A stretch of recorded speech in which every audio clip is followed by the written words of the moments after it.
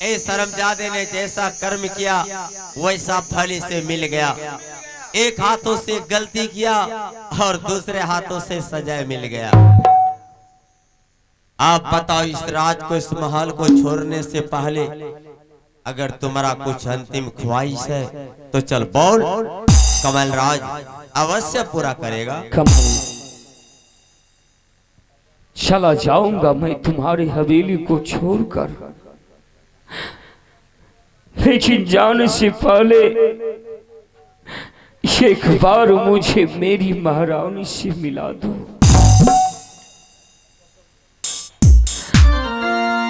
फिर मैं तुम्हारे दरबार को छोड़ करके निकल जाऊंगा कमल। तो तुम्हारा ये अंतिम ख्वाहिश इस प्रकार है कि महारानी से मुलाकात। हाँ कमल। चल 3 नंबर में 8 पीछे रे मंत्री, चल आगे बार। हेलो भाई दोस्तों, इसी सीन को कदर करते हुए आ गया पुरस्कार देने वाले हैं। क्या हुआ? सबसे पहले तो रास्ता ये पोशाक को संभाल कर उठा लेते हैं और जाओ इस महल में जा रहे हैं, अपने महल में संभाल कर रख देना और देवी समान भाभी माँ से कहना कि कमल राज दरबार में शीघ्र याद कर रहे हैं। क्यों नहीं महाराज, आपकी जैसे आ गया। जा सकते हो मंत्री।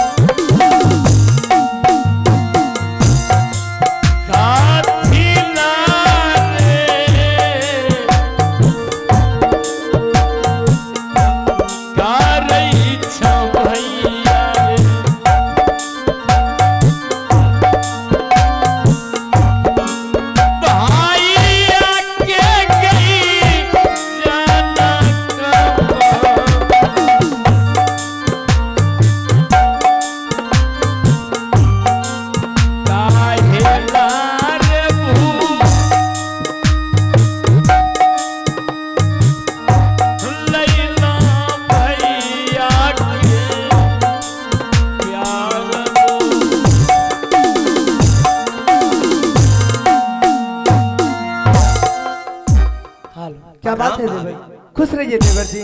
क्या बात है देवर जी, जो कि आप भाभी माँ को आवाज लगाए।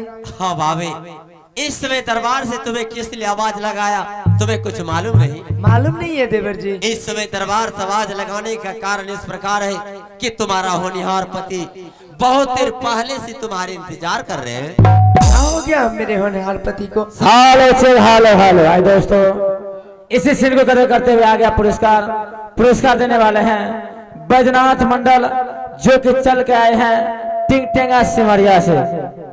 बैजनाथ मंडल टिंगटेंगा सिमरिया से चल के आए हैं, उसकी तरफ से 51 रुपया का पुरस्कार आया है। हम अपने कंपनी को लाख लाख नमन करता हूं। अबे सबसे पहले तुम अपने होनहार पति से मिलो। किधर?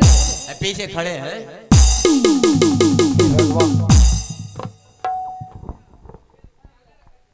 स्वामी जी, स्वामी जी, ये आपकी कैसी हालत? स्वामी जी, क्यों नहीं कुछ बोलते स्वामी जी? ये आपकी कैसी, किसने क्या हालत स्वामी जी, किसने किया? हे भगवान। महारानी,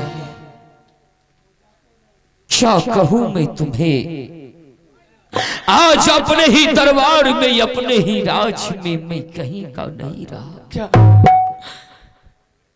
राज के परचाओ चांदते थे कि निर्राज दिन रात पिताश्री का सेवा करते, लेकिन आज रात्रि में किसी ने पिताश्री का हत्या कर दिया। महारानी बाबूजी पिताश्री मुझे आवाज लगाया, मैं पिताश्री के पास आए तो पिताश्री मर चुके थे।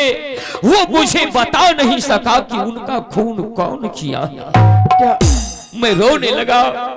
उसी समय कमलराज आ गया और महारानी जानती है कमलराज का कहना है मैं धन दौलत के लोभ में पिताश्री का खून मैं अपने हाथों से कर दिया।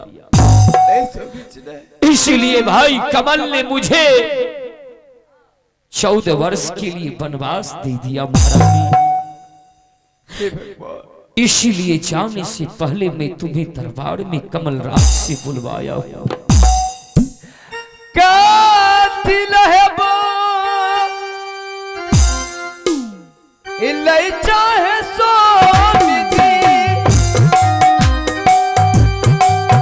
भूल जाना महारानी,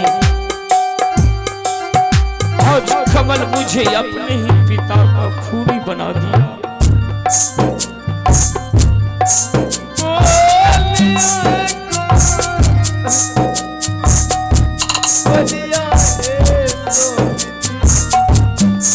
तुम्हें बताओ महारानी मैं इस हवेली में कैसे अपने पिता का खूनी बनकर के रहूंगा।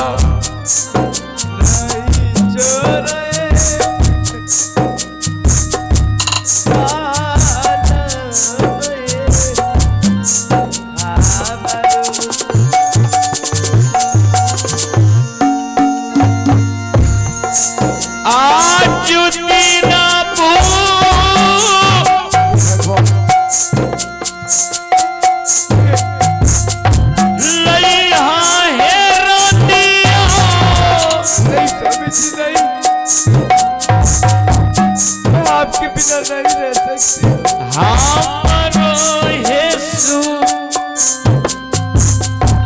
रतिया है दिल से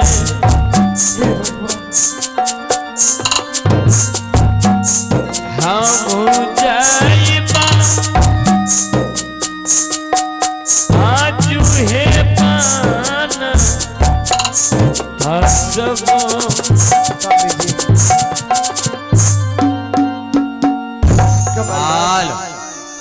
ये तूने ठीक नहीं किया कमलराज। अरे भाभी ये तूने अच्छा नहीं किया कमलराज, अपने बड़े भाई को 14 बरस के लिए वनवास दे दिया। खैर कोई बात नहीं है, शांत हो जा भाभी। अरे इस घोचों के विसारा मंत्र क्या तुम सीख रही है? इस राज के बारे में, इस महल के बारे में मैं सब कुछ डिटेल में समझा रहा हूँ, अरे कि विस्तार पूर्वक। तो साइड में खड़ी हो जाओ। ठीक है देवर जी। जैसे मैं दरबार में आया तुम्हारे होनहार पति को अपने सर पर हाथ रख के रोते हुए देखकर मैं सोचा कहा जिंदगी में पहली बार किसी इंसान को अपने सर पर हाथ रख के रोते हुए देखा है। भैया रोने का कारण बताइए, आप क्यों दरबार में बैठकर रो रहे हो? तुम्हारा होनहार पति का कहना हुआ भाभी कि देखो कमल, किस हत्यारे ने हमारे पिताश्री के सीने में खंजर मारकर भाग गया, और मैं तुम्हारे होनहार पति से कहा क्या आप बतला सकते हो कि इस हिमाचलपुर शहर में हमारे पिताश्री के साथ किस इंसान से साथ दुश्मनी था, जो कुछ शर्मजादे ने हमारे पिताश्री के साथ ऐसा सलूक करने का एहसास किया। भाभी तुम्हारा होनहार पति का कहना हुआ, क्या कहना हुआ कि कमल इस हिमाचलपुर शहर में हमारे पिताश्री के साथ किसी भी इंसान से दुश्मनी नहीं। और कुछ देर पहले भैया और भाभी के सामने ये राजपाट बंटवारा करने का बर्ताव किया था।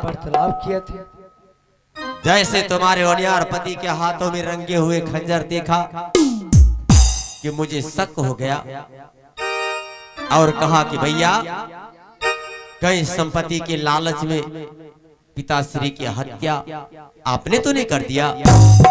अरे भाभी जैसे तुम्हारा होनहार पति का नाम लगाया कि तुम्हारा होनहार पति धरातल पे कीड़े की तरह गिर गिरा, और इतना ही नहीं तुम्हारे होनहार पति को गिरगिराहट को देखकर मैं तुम्हारे होनहार पति से ये भी कहा, अगर तुम ऐसा कर्म नहीं किया है तो चल बताओ कमल राज का नाम कि कमल